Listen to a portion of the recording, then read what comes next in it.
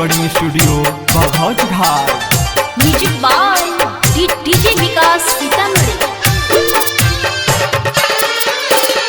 जल बीच कापेली तिवाइया की उगी है सूरज देवा। रउआ के अर्घ देबो हाथ जोड़ी करेली राजिया की उगी है सूरज देवा। रउआ के अर्घ देबो रउआ के अर्घ देबो।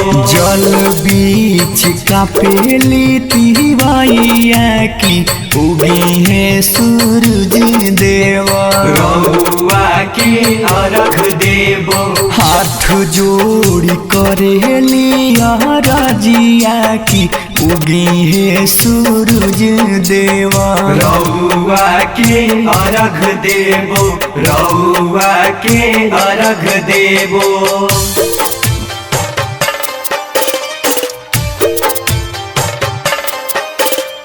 डीजे विकास मटियार कला सीतामढ़ी।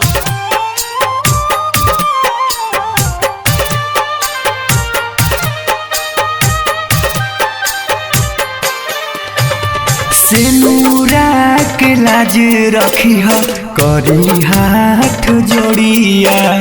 सैया के दे दी हमारा लमहर उमिरिया।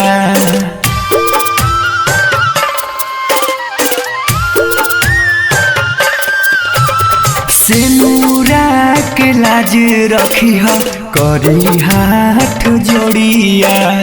सैया के दे दी हमारा लमहर उमिरिया। आचरा पसारी है मांगतानी जुग जुग बर देव। रउआ के अर्घ देबो जल बीच कापेली तिवाइया की उगी है सूरज देवा। रउआ के अर्घ देबो रउआ के अर्घ देबो। गोलूराज रिकॉर्डिंग स्टूडियो बहुत घाट। म्यूजिक बाय डीजे विकास सीतामढ़ी।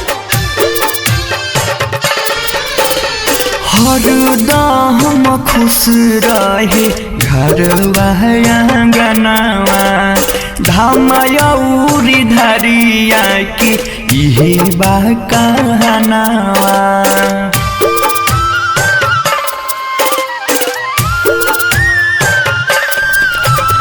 हरदम खुश रहे घरवा आंगनवा। धामयौरी धरिया की इहे बा कहनावा।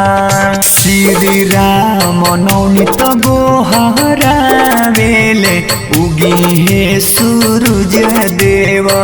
रउआ के अर्घ देबो जल बीच कापेली तिवाइया की उगी है सूरज देवा।